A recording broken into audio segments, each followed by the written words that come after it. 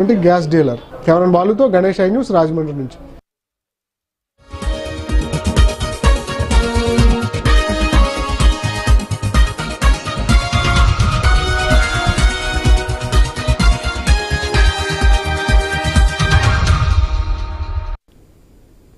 Welcome to question hour. మావోయిస్టుల చరిత్రలో ఒక్క సగం ముగియబోతుందా? అజ్ఞాతంలో ఉన్న ఒక్క నేత జనజీవన స్రవంతిలోకి వస్తున్నారా? కేంద్రంతో టచ్ లోకి వెళ్లారా? అమిత్ షా సమక్షంలో లొంగిపోతారా? అంటే అవును అనేవారు ఎక్కువ మంది ఉంటే ఏమో తెలియదు అనేవారు కూడా ఉన్నారన్న ప్రచారం జోరుగా సాగుతోంది. మావోయిస్టు పార్టీ అగ్రనేత, ఆ పార్టీ మాజీ ప్రధాన కార్యదర్శి గణపతి అలియాస్ ముప్పాల లక్ష్మణ్ రావు కేంద్రం టచ్ లోకి వెళ్లినట్టు ప్రచారం జరుగుతోంది. ఈ విషయం ఇప్పుడు దేశ రాజకీయాల్లో సంచలనంగా మారింది. ఏ క్షణంలోనైనా కేంద్ర మంత్రి అమిత్ షా సమక్షంలో గణపతి లొంగిపోయే ఛాన్స్ ఉందంటున్నారు విశ్లేషకులు.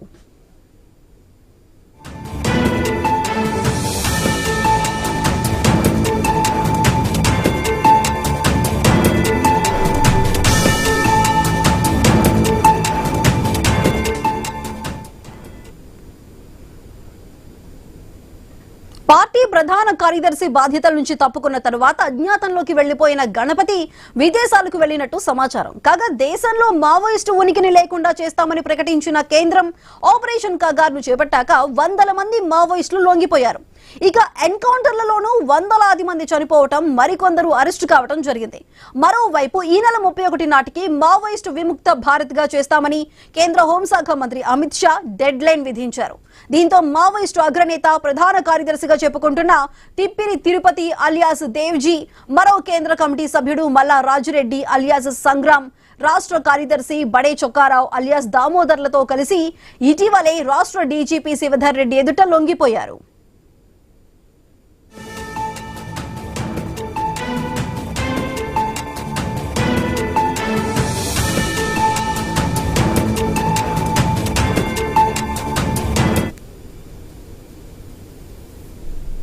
ఆ తర్వాత గణపతిపై ఫోకస్ పెట్టింది సిఐబి. అటు Telangana DGP Shivadhar Reddy, SIB IG సుమతిలు నిశితంగా దృష్టిని సారించారు. తమకుండ మార్గాల ద్వారా గణపతి ఆచూకీ కోసం గత 3 నెలలుగా తీవ్రంగా ప్రయత్నాలు కొనసాగించారు. ఈ తరుణంలోనే గణపతి వైపు నుంచి కూడా సిగ్నల్స్ వచ్చాయి. లొంగిపోయేందుకు రెడీగా ఉన్నారంటూ రాష్ట్ర పోలీసు ఉన్నతాధికారులతో గణపతి సన్నిహితులు కొందరు మధ్యవర్తిత్వం నెరిపినట్టు తెలుస్తోంది. మొత్తం మీద సన్నిహితుల ప్రయత్నాలు ఫలించి రాష్ట్ర పోలీసుల ఎదుటనే లొంగిపోవటానికి గణపతి నిర్ణయించుకోవటం, లేదా పోలీసు ఉన్నతాధికారులే ఆ దిశగా ఒత్తిడి తీసుకురావటమో జరిగి చివరికి గణపతి లొంగుబాటు ప్రయత్నాలు సఫలమైనట్టు తెలుస్తోంది.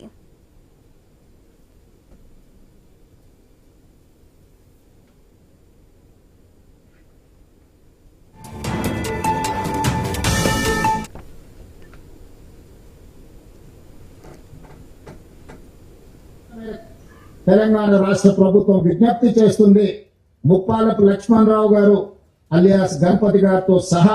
ఎందుకంటే కొండపల్లి సీతారామయ్య గారి తర్వాత నక్సలిజంలో అంత గుర్తింపు, ప్రజల యొక్క గుర్తింపు ఉన్న వ్యక్తి గణపతి గారు.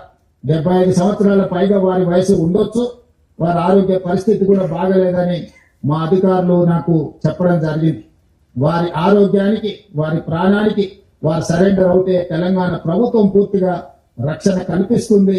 వారితో సహా సెంట్రల్ కమిటీ గాని, స్టేట్ కమిటీ గాని వివిధ హోదాలలో అజ్ఞాతవాసంలో ఉన్న నక్సలైట్లను జనజీవన స్రవంతిలోకి రాండి అని చెప్పి తెలంగాణ రాష్ట్ర ప్రభుత్వం పిలుపు ఇస్తుంది. కేంద్ర ప్రభుత్వం సూచన మేరకు తెలంగాణ రాష్ట్ర ప్రభుత్వం విజ్ఞప్తి చేస్తుంది, ముప్పాలపు లక్ష్మణరావు గారు అలియాస్ గణపతి గారితో సహా. ఎందుకంటే కొండపల్లి సీతారామయ్య గారి తర్వాత నక్సలిజంలో అంత గుర్తింపు, ప్రజల యొక్క గుర్తింపు ఉన్న వ్యక్తి గణపతి గారు. 75 సంవత్సరాల పైగా వారి వయసు ఉండొచ్చు. వారి ఆరోగ్య పరిస్థితి కూడా బాగలేదని మా అధికారులు నాకు చెప్పడం జరిగింది. వారి ఆరోగ్యానికి, వారి ప్రాణానికి వారు సరెండర్ అవుతే తెలంగాణ ప్రభుత్వం పూర్తిగా రక్షణ కల్పిస్తుంది.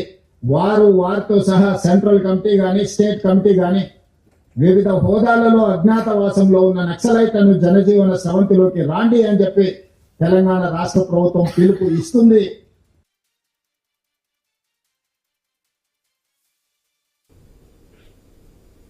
దాదాపు 80 ఏండ్లకు పైగా వయసున్న గణపతి తీవ్రమైన అనారోగ్యంతో బాధపడుతున్నారని, ఆయన్ను రహస్య ప్రదేశంలో సైతం నడవలేని పరిస్థితిలో ఉన్నట్టు తెలుస్తోంది. మొత్తం మీద రాష్ట్ర పోలీసు ఉన్నతాధికారులు జరిపిన రహస్య ప్రయత్నాలు ఫలించి అత్యంత భద్రత మధ్య గణపతిని రహస్య ప్రదేశం నుంచి ఢిల్లీకి తీసుకొచ్చారని తెలుస్తోంది. తర్వాత సీఎం రేవంత్ కి సమాచారం తెలిపారు DGP Sridhar Reddy, SIB IG సుమతిలో. ఆ తర్వాత ఇద్దరిని వెంటబెట్టుకుని వెళ్లిన సీఎం రేవంత్ ఢిల్లీలో కేంద్ర హోంమంత్రితో కలిసిన సందర్భంగా గణపతి ఇష్యూ కూడా చర్చకు వచ్చినట్టు తెలుస్తోంది. ఆ టైంలోనే గణపతి లొంగుబాటుపై రాష్ట్ర డీజీపీ ప్రకటన చేస్తారా లేదా కేంద్ర హోంశాఖ మంత్రి ప్రకటిస్తారా అనే సందిగ్ధ పరిస్థితులు కూడా నెలకొన్నాయి. ఇప్పుడు మాత్రం కేంద్ర హోంమంత్రి సమక్షంలోనే లొంగిపోయేందుకు ఏర్పాట్లు చేస్తున్నట్లు తెలుస్తోంది. ఇందుకోసం ఏర్పాట్లు కూడా చకచకా జరిగిపోతున్నట్లు సమాచారం. అయితే గణపతి లొంగిపోతున్నట్టు సమాచారం చక్కర్లు కొడుతున్నాయి. రాష్ట్ర సీనియర్ పోలీస్ అధికారులు మాత్రం లొంగుబాటు న్యూస్ పై క్లారిటీ ఇవ్వటం లేదు.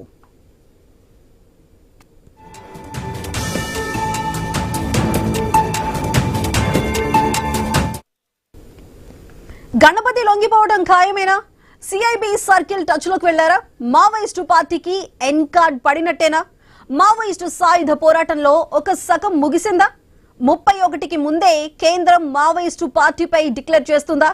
అడవుల్లో ఇంకా ఎంతమంది అన్నలున్నారు? అడవుల్లో ఉన్నవారి పరిస్థితి ఏంటి? గణపతి లొంగిపోయిన తరువాత మావోయిస్టు పార్టీ లేదని ప్రకటిస్తారా? అజ్ఞానంలో ఉన్నవారంతా బయటకు వస్తారా? ఈ అంశాల మీదే ప్రస్తుతానికి ప్రధాన చర్చగా మారింది.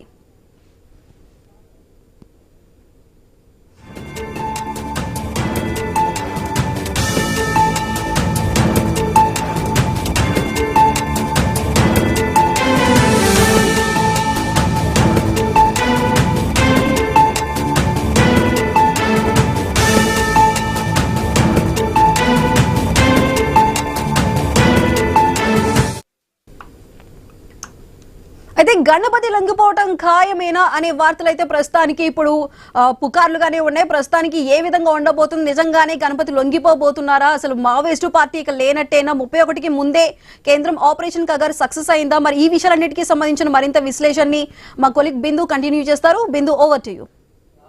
Thank you Sudha. Maoist party మాజీ ప్రధాన కార్యదర్శి ముప్పాల లక్ష్మణరావు అలియాస్ గణపతి గత కొంతకాలంగా కూడా యాక్టివ్ గా లేరు. ఈ సందర్భంగా కూడా అంటే భద్రతా వర్గాల నుంచి వచ్చిన సమాచారం మేరకు అంటే ఇంటెలిజెన్స్ బ్యూరోతో ఆయన అంటే అంతర్గతంగా కూడా కొంత చర్చలోకి వెళ్ళినట్టుగా కూడా ఒక వార్తలు అయితే వినిపిస్తున్నాయి. అయితే గత కొంతకాలం ఆయన తెలంగాణకు తీసుకువచ్చే విధంగా కూడా చర్యలు చేపడుతున్నామంటూ కూడా ఒక న్యూస్ అయితే బయటకు వచ్చింది. సో పరోక్షంగా ఆయన టచ్ లోకి వెళ్లారు అంటూ కూడా వార్తలు వచ్చాయి. ఫస్ట్ ఆయనకు ఉన్న ఆరోగ్య సమస్యలు, అదేవిధంగా అంటే 70+ వరకు కూడా ఆయన ఉన్నట్టుగా తెలుస్తోంది. అదేవిధంగా ఆయన సాయుధ పోరాటం నుంచి కూడా గత కొంతకాలంగా కూడా యాక్టివ్ గా లేరు. ఈ నేపథ్యంలోనే ఆయన ఇంటెలిజెన్స్ బ్యూరో అధికారులతో మాట్లాడి సో చర్చలకు సిద్ధం అంటూ కూడా, లొంగిపోవడానికి సిద్ధం అంటూ కూడా ఒక ప్రచారం అయితే జరిగింది. బట్ అధికారికంగా దాన్ని ఎవరు కూడా ఇంతవరకు అయితే ధృవీకరించలేదు. భద్రతా సంస్థలు అయితే మాత్రం ధృవీకరించిన పరిస్థితి. బట్ దండకారణ్య ప్రాంతాల్లో కూడా కొంతవరకు కూడా క్యాడర్ అయితే కూడా యాక్టివ్ గా ఉందనే చెప్పుకోవచ్చు. గతంలో మనం చూసాం అల్లోజుల వెంకటేశ్వరరావు అంటే కిషన్ జీ, అలాగే హిడ్మా వీళ్ళందరూ ఎన్కౌంటర్ లో కూడా హతమయ్యారు. బట్ తాజాగా అంటే మావోయిస్ట్ పార్టీ క్యాడర్ అంతా కూడా చాలా వరకు వీక్ అయిపోయింది.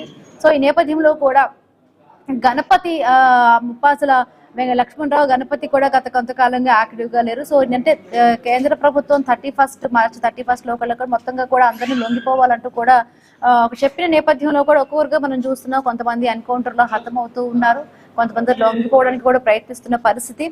సో చూడాలి మరి అంటే 31 కల్లా కూడా ఈ ప్రక్రియకి ఏదైతే ఎండ్ కార్డ్ పడుతోందా. బట్ 2026 మావోయిస్ట్ ప్రభావాన్ని గణనీయంగా కూడా తగ్గించాలనే ప్రక్రియలో కూడా కేంద్ర ప్రభుత్వం కూడా ఉంది. బట్ ఆ దిశగా కూడా ప్లాన్స్ అన్ని కూడా చేస్తున్నారు. మరి చూడాలి ఎంతవరకు కూడా ఇది సక్సెస్ అవుతుంది అనేది కూడా. ఎందుకంటే ఇప్పటికే చూసిన అగ్రనేతలందరూ కూడా చనిపోయిన పరిస్థితి. అలాగే కొంతమంది అగ్రనేతలు కూడా అధికారులతో కూడా టచ్ లోకి వెళ్ళినట్టుగా కూడా తెలుస్తోంది. మాట్లాడదాం. మనతో పాటు జాయిన్ అయ్యారు దిలీప్ రెడ్డి గారు, విశ్లేషకులు. నమస్తే అండి.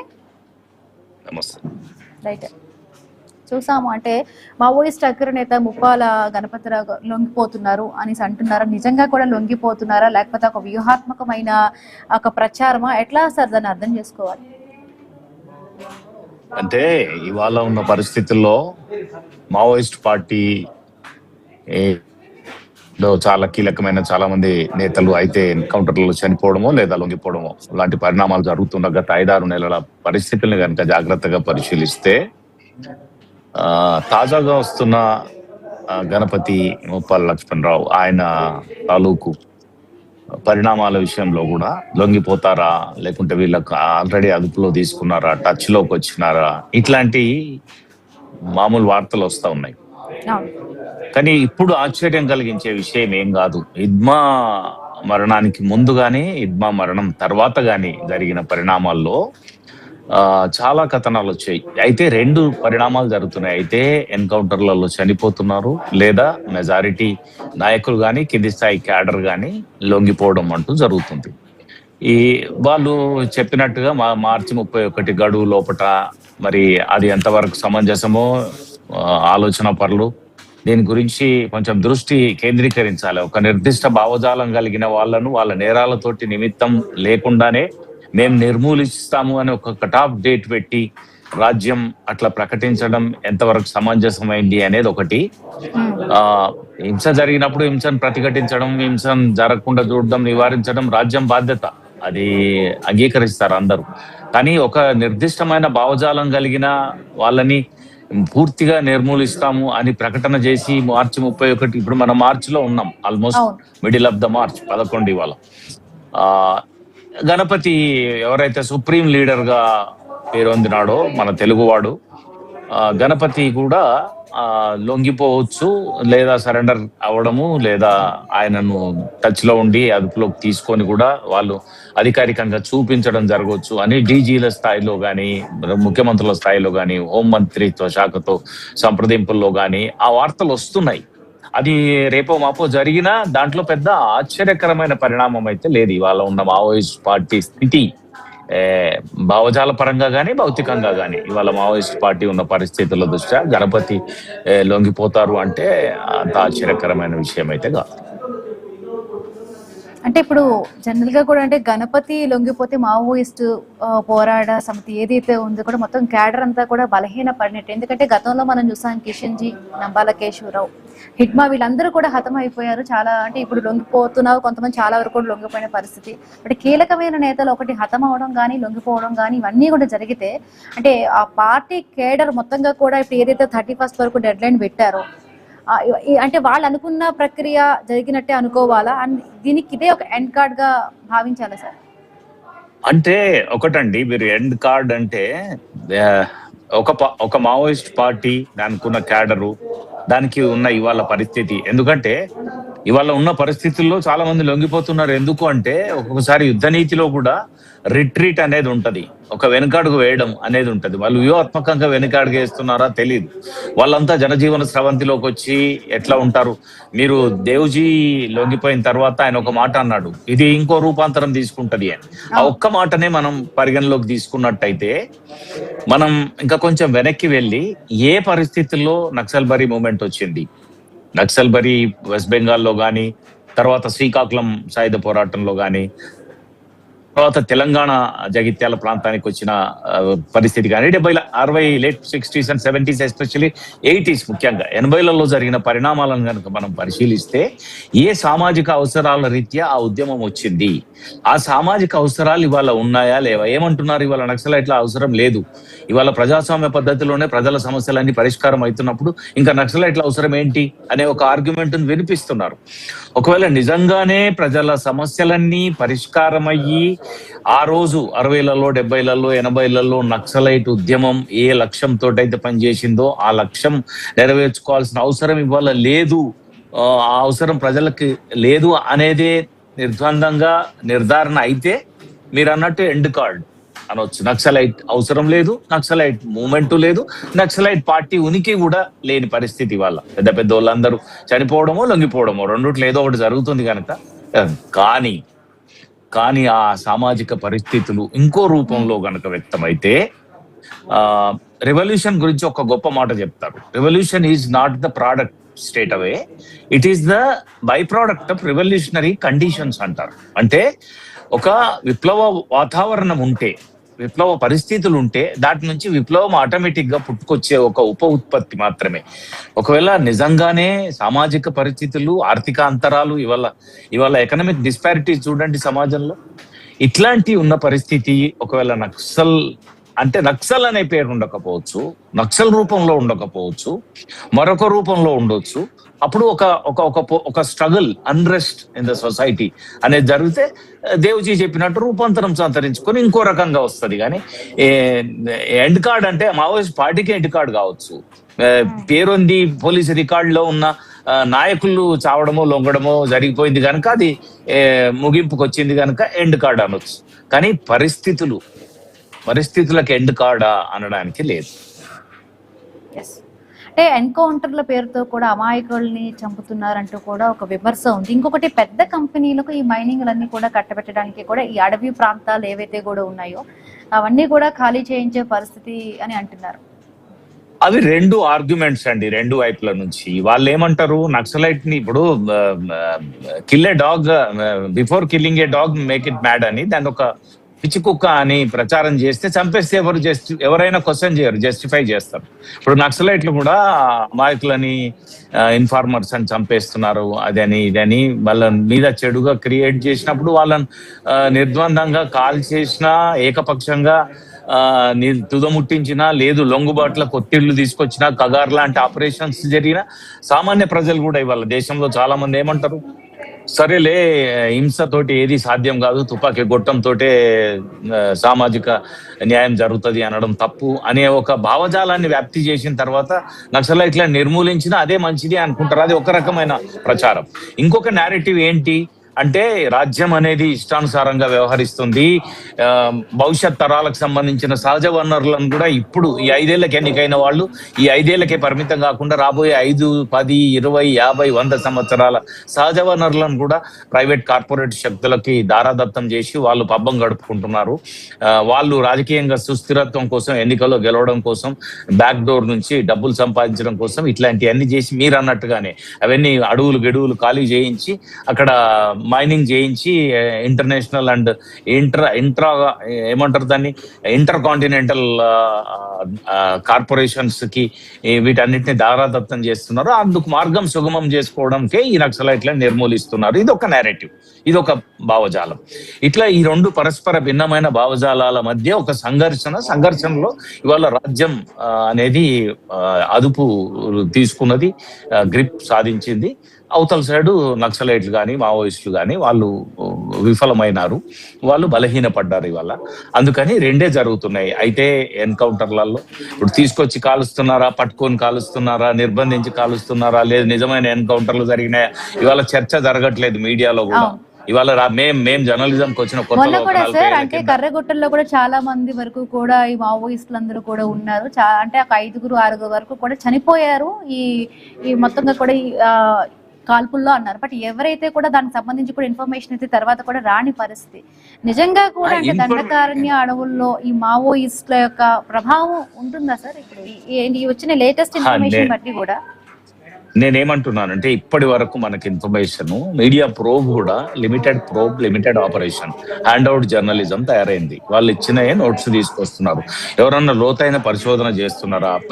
నక్సలైట్లు కూడా over a period of time వాళ్ళని వాళ్ళు కాపాడుకునే క్రమంలో పోయి మెల్లగా అప్రూట్ అయ్యి ప్రజల్లో, ఇప్పుడు ఒకప్పుడు ఒక 60లలో 70లలో 80లలో మీరు ఇమాజిన్ చేసినట్టయితే వాళ్ళకి ప్రజల్లో వాళ్ళకు ఒక పట్టు ఉండేది. వాళ్ళు దాచుకోవడానికి కూడా ప్రజా సమూహాలు వాళ్ళకు ఉపయోగపడేటివి. ఇవాళ ప్రజల నుంచి అప్రూట్ అయిపోయి వాళ్ళకు కూడా దిక్కు దివానం లేని పరిస్థితి వాళ్ళకు ఉంది. మీడియా కూడా ప్రోబ్ చేసి ఇది నిజమైన ఎన్కౌంటరా, లేదు కట్టుకథ అని ప్రోబ్ చేసే పరిస్థితి మీడియా. భావజాలాల ఇన్ఫ్లుయెన్స్ లో ఉన్నారు. వాళ్ళు వ్యాప్తి చేస్తున్న నెరేటివ్స్, వీళ్ళు వ్యాప్తి చేస్తున్న నెరేటివ్స్ ప్రచారంలో ఉన్నాయి తప్ప నిజమైన ప్రోబ్ జరగట్లేదు.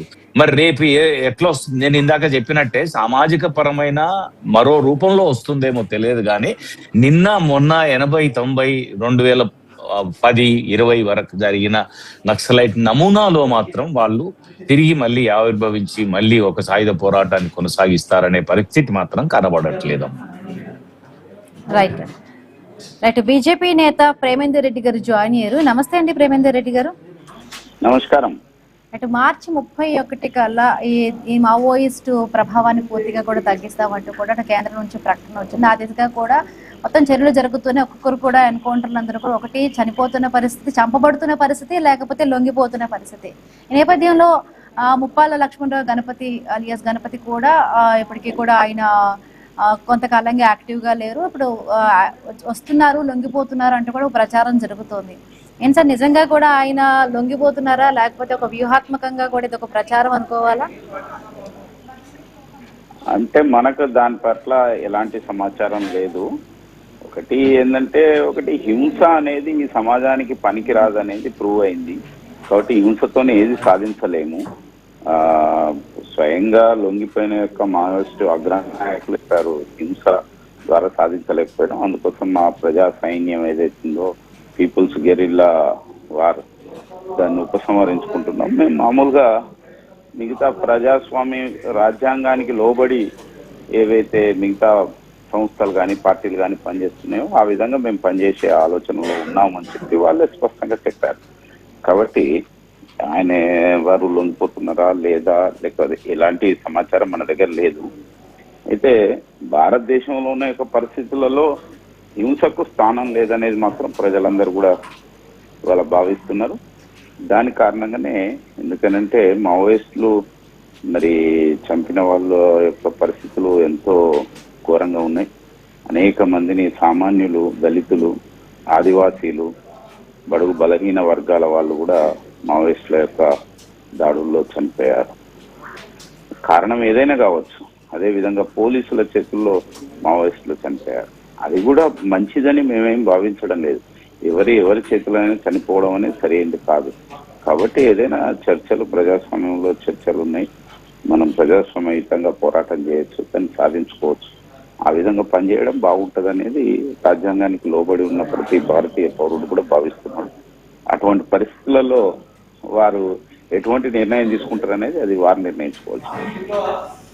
అంటే ఇప్పుడు చాలా వరకు కూడా ఎన్కౌంటర్ల పేర్లతో కూడా అట్లా అమాయకంగా కూడా ఈ బోటకపు ఎన్కౌంటర్లు జరుగుతున్నాయంటే కూడా ఒకవైపు విమర్శలు వస్తూ ఉన్నాయి. చాలా మంది చనిపోతున్న పరిస్థితి అంటున్నారు. అండ్ ఇంకొకటి అంటే కార్పొరేట్ కంపెనీలకి ఇవన్నీ కూడా ఈ మైనింగ్ సంబంధించి కూడా ఇవ్వడానికి కట్టబెడుతున్నారు అంటే కూడా వాటి నుంచి కూడా వస్తున్న విమర్శ సార్. ఇవన్నీ ఎన్నో చెప్తారు. మరి రష్యాలో మైనింగ్ జరుగుతలేదా, చైనాలో మైనింగ్ జరుగుతలేదా? మావోయిస్ట్ యొక్క లెనిన్ మావోయిస్ట్ ఆధారంగా పనిచేస్తున్న యొక్క దేశాల్లో మైనింగ్స్ అనేది జరగడం లేదా? ఇవాళ రేర్ ఎర్త్ ఎలిమెంట్స్ అన్ని కూడా ప్రపంచానికి సప్లై చేసేది చైనానే. మరి ఎలా చేస్తున్నారు అది? అలా అనేక రకాలైన వాటిల్లో చాలా ముందంజలో ఉంది చైనా. ఎలా చేస్తున్నారు? అక్కడ ఏం జరగకుండానే చేస్తున్నారా? కాబట్టి ఇవన్నీ కూడా ఎక్కడైతే సమస్యలు ఉన్నాయో ఆ సమస్యల గురించి తప్పరక ఆలోచించాలి, ప్రజలకు ఇబ్బంది కలగకుండా చూడాలి. మరి అభివృద్ధి అనేది అన్నప్పుడు జనాభా పెరుగుతున్నప్పుడు వాటి యొక్క అవసరాలు తీర్చడం కోసం అనేక రకాల అభివృద్ధి కార్యక్రమాలు చేపట్టవలసి ఉంటుంది. సేమ్ టైంలో పర్యావరణ హితంగా ఆలోచించవలసిన అవసరం ఉన్నది. కాబట్టి ఈ యొక్క ఇప్పుడు అనేక కమ్యూనిస్ట్ యొక్క దేశాలలో పెట్టుబడిదారులకు రెడ్ కార్పెట్ వేసి ఆహ్వానం పలుకుతూ ఉంటే ఇంకా పెట్టుబడిదారులు అనే యొక్క విషయం ఎక్కడ ఉంటుందో, లేకపోతే మిగతా కార్పొరేట్ సంస్థలు ఈ అమెరికన్ సంస్థలన్నీ, లేకపోతే అనేక రకాల యొక్క యూరోపియన్ సంస్థలన్నీ, ప్రధాన సంస్థలన్నీ వాళ్ళ చైనాలో ఉన్నాయి. ఈరోజు చైనీస్ సంస్థలు అనేక దేశాల్లో పనిచేస్తున్నాయి. అటువంటప్పుడు మరి ఒక సంస్థ ఇంకో దగ్గరికి పోయి పనిచేసినప్పుడు మిగతా వాళ్ళు కూడా ఇంకో దగ్గరికి పోయి పనిచేస్తారు కదా. తర్వాత అదే స్వదేశానికి సంబంధించిన యొక్క సంస్థలు పనిచేయడంలో ఇబ్బంది ఏంటి? విదేశీ సంస్థలు వచ్చి పనిచేసినా పర్వాలేదు అనేది. కాబట్టి వాటిలో లోపాలు ఉంటే భారత రాజ్యాంగం ప్రకారంగా వాటిపైన చర్యలు తీసుకోవాలి. ప్రభుత్వానికి కోర్టులు ఉన్నాయి, మిగతా ఉన్నాయి. కాబట్టి ఆ విధంగా ఎవరికి కూడా ఆదివాసీలకు కానీ మిగతా వాళ్ళకి కానీ ఇక్కడ కూడా అన్యాయం జరగడానికి వీల్లేదు. అంటే ముఖ్యంగా కూడా మావోయిస్టుల వల్లే కూడా గిరిజన ప్రాంతాలని కూడా డెవలప్ కాలేదని అంటున్నారు. బట్ నిజంగా ఇప్పుడు మావోయిస్టుల హతం తర్వాత గిరిజన ప్రాంతాల్లో కానీ లేకపోతే వాళ్ళకి జరుగుతున్న అన్యాయంకి ఇవన్నీ కూడా తగ్గుతాయి అంటారా? అని అయినా కొన్ని ప్రాంతాల్లో కూడా మనం చూస్తున్నాము గిరిజన ప్రాంతాల్లో వెనకబడిన పరిస్థితి.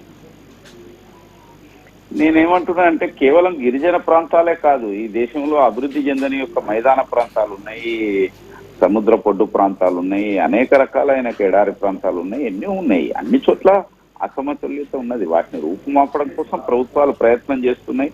ఆ విధంగా చేసి అనేక చోట్ల డెవలప్ కాని చోట్ల కొత్తగా డెవలప్ అయిన ప్రాంతాలు అనేక ఉన్నాయి. అదేవిధంగా ఆ ప్రాంతాలలో కూడా అదే విధమైన ఒక పరిస్థితులు ఇప్పుడు అనేక చోట్ల డెవలప్మెంట్ అనేది వస్తున్నది. ఆ డెవలప్మెంట్ చేస్తూ ఉంటేనే డెవలప్మెంట్ చేయడమే దానికోసం కార్పొరేట్ల కోసం అని మాట్లాడుతూ ఉంటే దానికి ఇంకా అర్థమేముంటది? ఎట్లా అవుతుంది? ఇప్పుడు స్కూల్స్ బస్సే పోకుంటే ఆ విలేజ్కి ఎట్లా అవుతుంది? మొన్న బస్సు పోతే వాళ్ళంతా ఛత్తీస్గఢ్ లో పండుగ చేసుకున్నారని చెప్పి విన్నాను.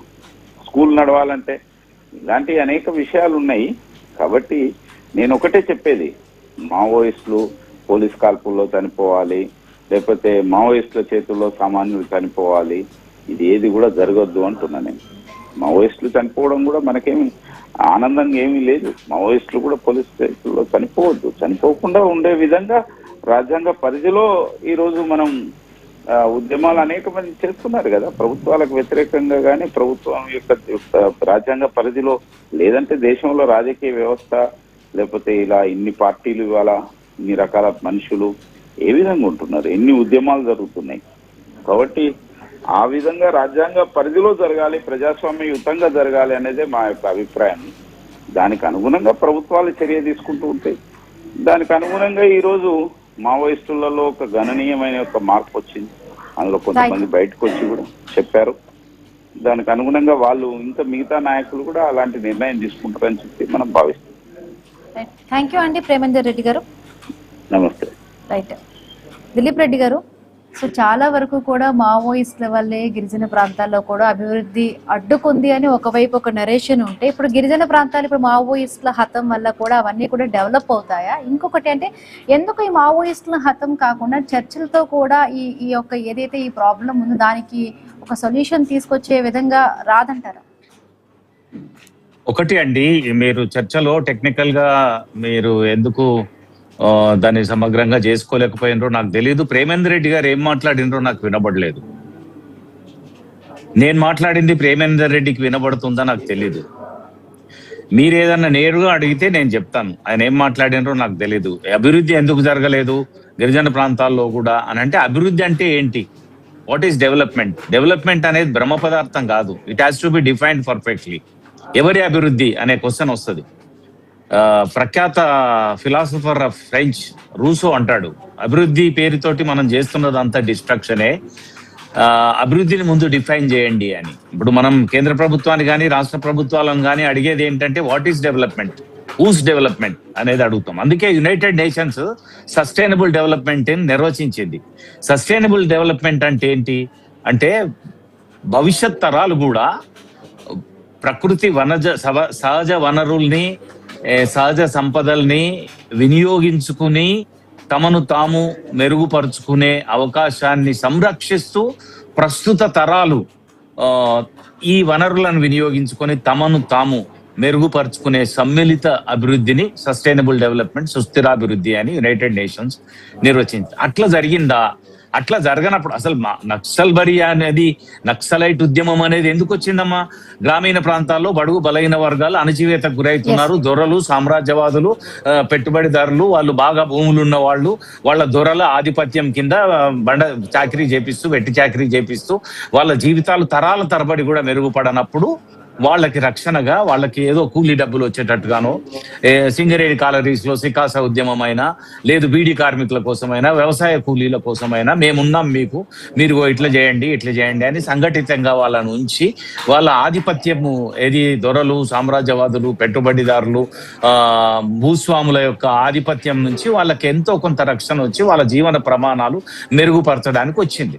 అయితే గిరిజన ప్రాంతాల్లో అభివృద్ధి కంక్లూడ్ సార్, టైం తక్కువగా. ఏమంటున్నానంటే అట్లాంటి పరిస్థితుల్లో వచ్చింది. అది రేపు పొద్దుగాల ఎవరు చేస్తారు? రేపు పొద్దున ఎకనామిక్ డిస్పారిటీస్ మీరు లేటెస్ట్ ఆక్స్ఫామ్ రిపోర్ట్ చూస్తే దేశంలో ఉన్న 83% సంపద 10% జనాభా చేతిలో ఉంది. కింది 50% జనాభా చేతిలో 3% జాతీయ సంపద మాత్రమే ఉంది. ఇంత ఎకనామిక్ డిస్పారిటీస్ ఉన్నప్పుడు రాజ్యం ఏదో చేస్తుంది అని మనం గమ్మున కూర్చోవడం కాకుండా, అది సరిగ్గా జరిగేటట్టు, సమ్మిళిత అభివృద్ధి జరిగేటట్టు, అభివృద్ధి కానీ ఉత్పత్తి కానీ సమానంగా పంపిణీ జరిగేటట్టు ఒక మెకానిజం అయితే ఉండాలి. అది నక్సలైట్లు కావాలని నేను అడగట్లేదు, నేను కోరడం లేదు. కానీ ఏదో ఒకటి రాజ్యమే చేస్తే నక్సలైట్ల అవసరం ఉండదు.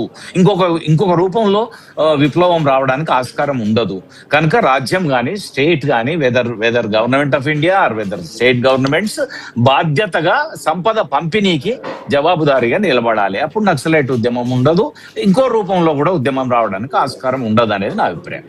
Okay, thank you so much అండి దిలీప్ రెడ్డి గారు డ్రైవ్ లో పాల్గొన్నందుకు. సో చూసారు కదా, ఇది వాళ్ళ question hour. Keep watching I news. మీతోని మీ వెంట